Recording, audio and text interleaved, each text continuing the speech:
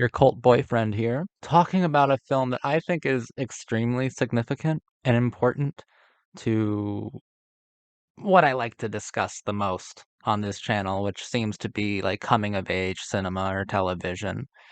We're talking about 16 Candles today, the John Hughes film, the one that started it all. So far as I'm concerned, 16 Candles is the train arrives at the station of 1896, but in 1984 for a whole new cinematic landscape. Rebel Without a Cause and Fast Times at Ridgemont High are both excellent examples of teen films before before John Hughes, but there's something lacking in those two films that I mentioned. They are very good. They're very passionate. I think Fast Times at Ridgemont High is particularly fascinating and extremely important for a lot of different reasons that I won't go into here. But 16 Candles is separate from Fast Times and definitely from Rebel Without a Cause. And it's separate in a way that it's more than diction, it's more than film articulation. It's a whole new aspect of filmic language. Started reading this a little while ago.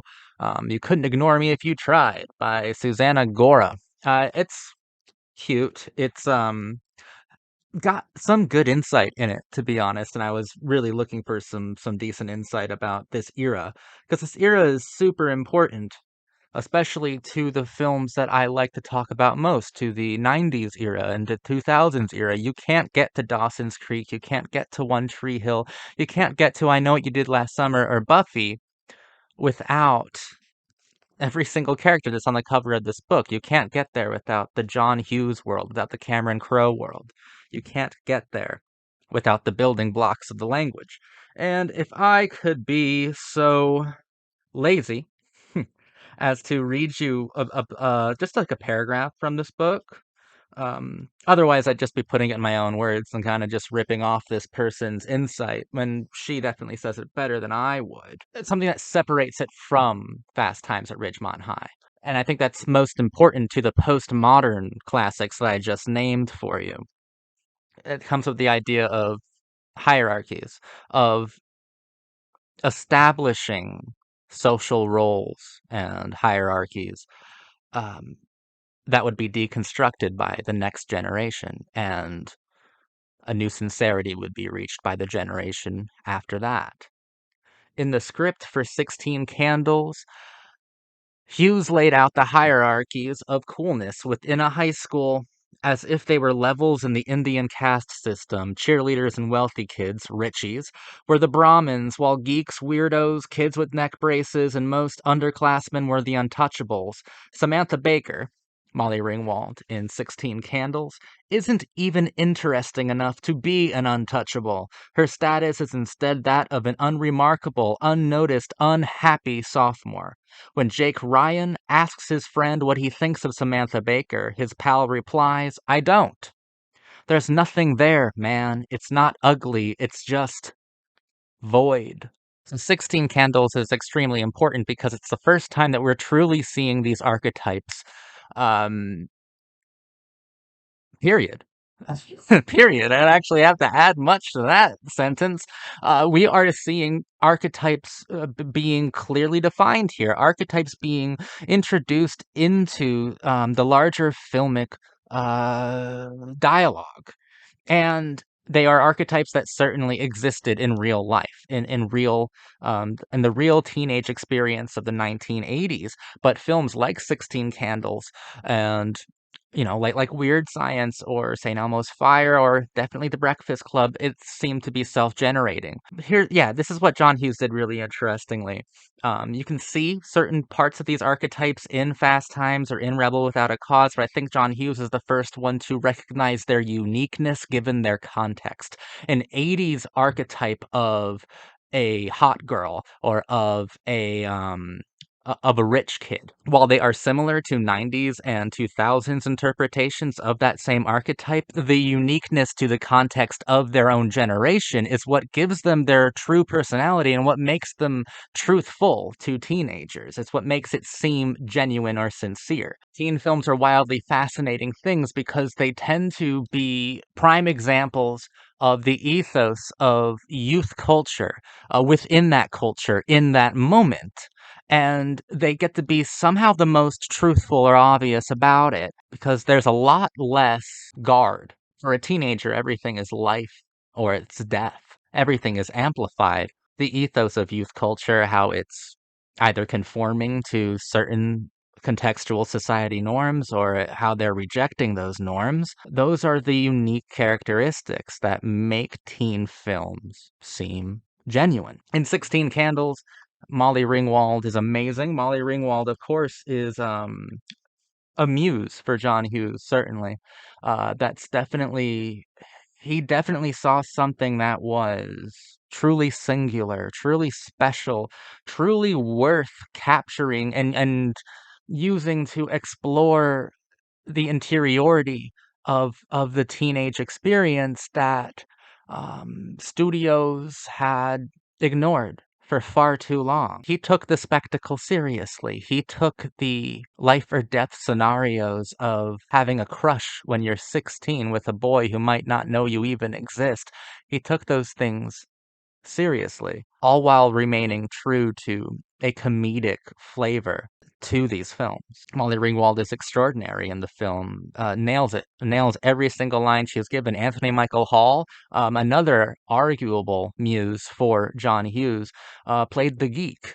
And this geek is maybe one of John Hughes's most interesting accomplishments through Anthony Michael Hall, who, yeah, sure, let's just call him another muse for him. He was able to interact with, I would say the outsider is more like Bender in The Breakfast Club, who he was able to interact with wonderfully. But the geek is the outcast, the socially inept.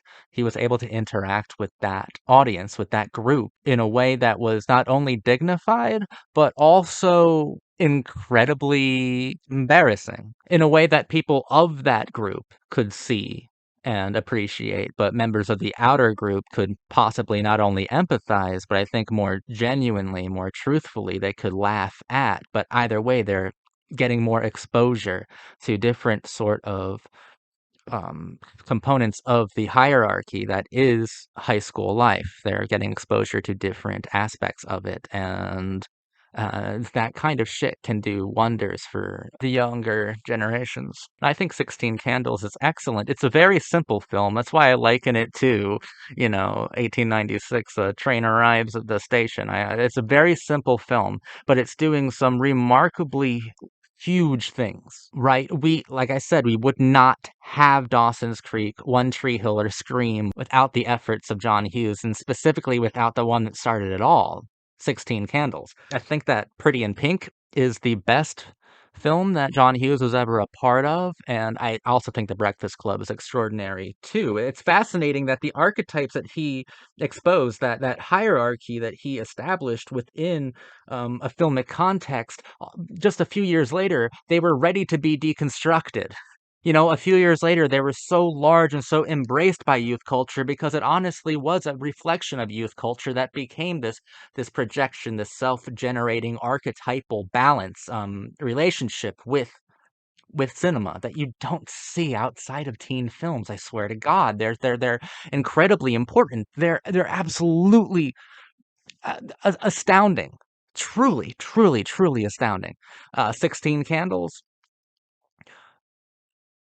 don't expect any like apologia, right? Yeah, a great deal of it has not aged well at all. It's racist, it's insensitive, it confuses sexual assault for actual romance, but like I said at the beginning, these films are really interesting because they're the most truthful expressions of the culture of the time in the most amplified possible ways. So, if you want me to, I don't know, declare that 80s culture was toxic, oh, by all means, I will. It was toxic, it was maximalist, it was fucked up.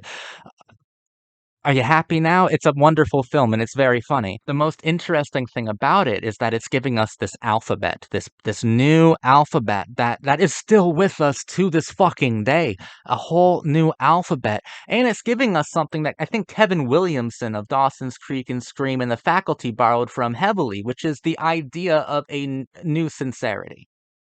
Not that John Hughes was reaching towards it. It's just that if you follow the method I'm about to lay out to you within a postmodern context, that's how you transcend the ultimate absurd problem of life, honestly.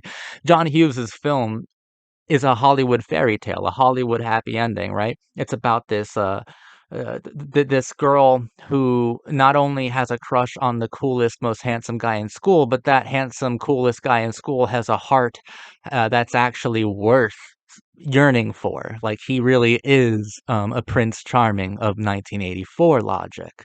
It ends with them kissing over 16 candles aflame on a birthday cake, lit to be as movie magic perfect as possible. He's giving a Hollywood victory to a whole group of young girls who feel unseen, who feel uninvolved with the ongoing drama, the ongoing episodic drama that is being a teenager. He's giving those unseen people, those invisible girls who aren't even seen as untouchables, those invisible young girls, their close up, their moment of true Hollywood victory, wish fulfillment in a large way. But it's not John's wish. It's the wish of the majority of people watching the film, because the majority of us are unseen. The majority of us don't fit cleanly into the archetypes that were available before 16 Candles. Now that John Hughes came around and gave us what, like the brain, the geek, the princess, the jock, the criminal, and the fucking recluse, the goth girl, like now that John Hughes has given us these archetypes to look at in film, we can actually see ourselves in there. Our kids can actually see themselves within it. Because before 16 Candles, I honestly don't think that they had a place in film, let alone any sort of idealized forms of victory to live up to imagine cinematically. And the relationship with film and the spectacle is so incredible because those cinematic expectations oftentimes can become lived realities once cinema starts to invest their time and their efforts into those lived experiences that are inspired by movie scenes like the ending of 16 Candles. And even when Kevin Williamson would get a hold of that concept, or for Dawson's Creek, and definitely when One Tree Hill would get a hold of this as well, what they would be able to do is use that kind of wish fulfillment in a different sort of way to reach a new sincerity through postmodern techniques, through the coming of age genre, which the 90s determined coming of age is simply a deconstruction of youth. And then the 2000s said when you put those deconstructed pieces back together, the goal to maturity is to reach a new sincerity when you're made up of all the different parts that you understand, some parts you had to get rid of, and other parts are brand new. It's about being a new, sincere person, unafraid of being the unseen archetype. You've transcended the concept of filmic archetypes. I think 16 Candles is very funny. I think Anthony Michael Hall is impressive, well beyond his age in this film. Brilliant comedic timing, a great deal of like interiority that I didn't remember until I rewatched it recently, but Molly Ringwald is the star and she is the muse, and you can tell with 16 Candles that she was extraordinarily captured by John Hughes, and the relationship that Molly Ringwald is able to build with viewers through the generations, and even with new viewers today, from new ones, from new and emerging generations of young people. She is an icon that will never fade because it's the icon of the unseen. It sounds like a contradiction. It's the icon of the unseen that came to represent such a large amount of people that it's now one of the most recognized tropes in all of teen cinema. In fact, it's such a recognizable trope that most films and most television shows will start off by deconstructing the trope of the unseen girl, and they'll transcend it, like they do on One Tree Hill and Dawson's Creek. They'll take the simple grammar, the simple alphabet of 16 candles and Dawson's Creek and One Tree Hill. Will rearrange that alphabet, will make it more complicated, or, I think simply, they will use the same exact language to craft some of the most beautiful cinematic sentences that you have ever seen to tell an extremely romantic story, the most romantic love story that you will ever experience. And it all came from the simple alphabet of John Hughes, of this film of 16 Candles, which, yes, is very simple, and I didn't spend a whole lot of time analyzing the actual content of this film because it's very straightforward, and I'd be intellectually dishonest if I was to tell you that every scene had so much meaning in it. It doesn't, which is fine, which is so fine. Donald O'Connor from Singin' in the Rain, he had to dance on the floor before you could show him dance on the wall. You had to understand how the movements are supposed to work, how the dance is supposed to go, how the language is supposed to be spoken before you turn it on its head, before you take those movements, the choreography of the speech of coming of age cinema, before you take it and make it transcend and do things on the walls, on the ceiling even, that definitely not even the creator thought was possible. You can make these kids fly. All right, I think I'm done.